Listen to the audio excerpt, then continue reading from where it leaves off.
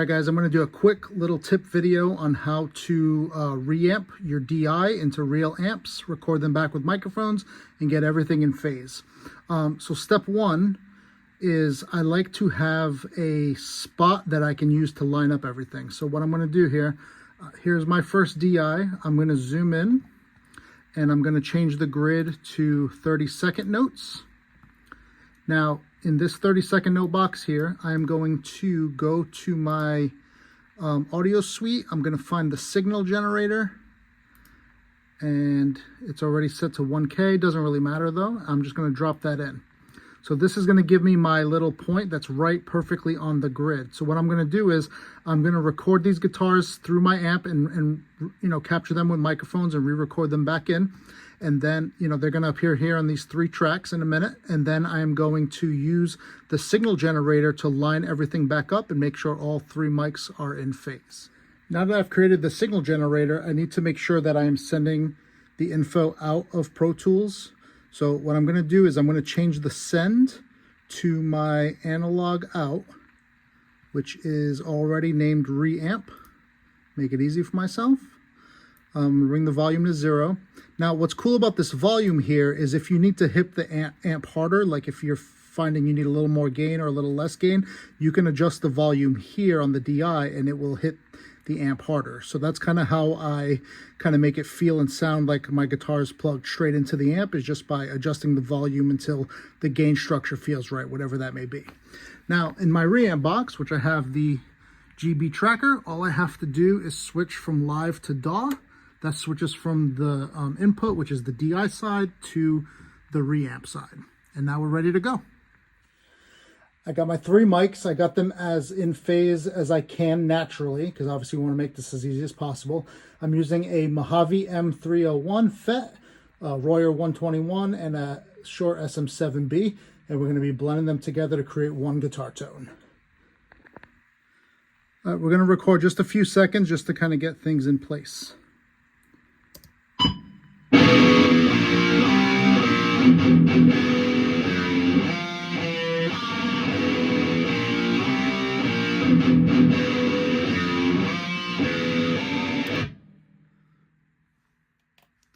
Okay, so as you see, we recorded the blip. So let me zoom in there.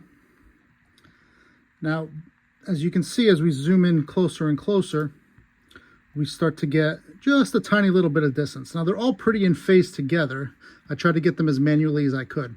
So what I like to do at this point now, I like to cut them all right here.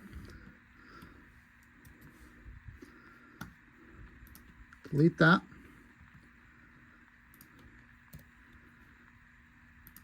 Okay. Now, I'm just going to go here. We're going to tab to transient. Cut that.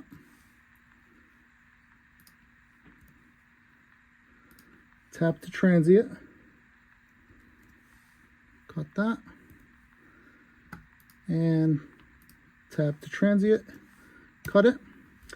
Now, with grid mode, you have to be in grid mode for this to work perfectly. I'm just going to move all 3 of these to start exactly where the one that I put on the DI starts. And with that said, we should now be in phase across these 3 microphones. So let's give it a shot. Let me solo just these so we don't hear anything weird.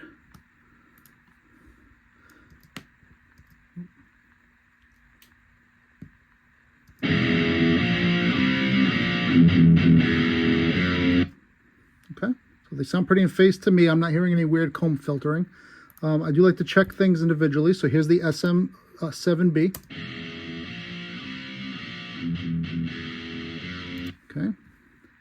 Here's the Mojave 301.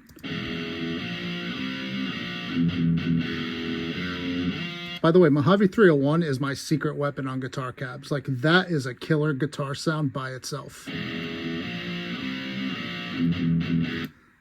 And then the Royer 121, which looks like I had a little hotter than the rest, but as long as it's not clipping, that's all good. We're just going to blend these 3 together.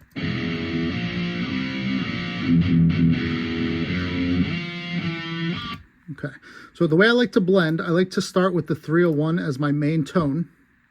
So we'll leave that as 0. We'll bring this in. And now I'm going to bring in the 121 for the low end. So I'm going to just bring it until I'm hearing as much low end as I want.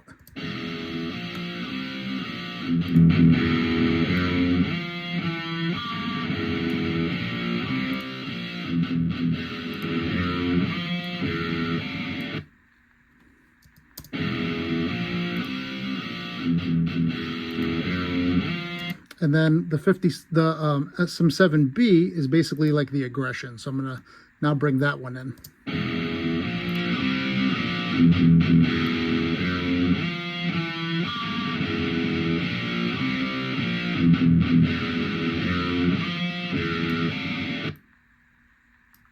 A little less low end.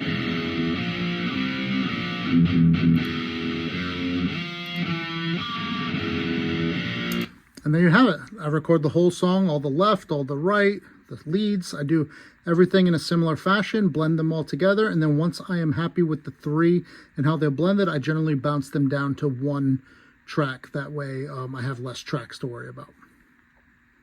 And that's it. That's how I record multiple mics on a guitar cab and get them all perfectly in phase.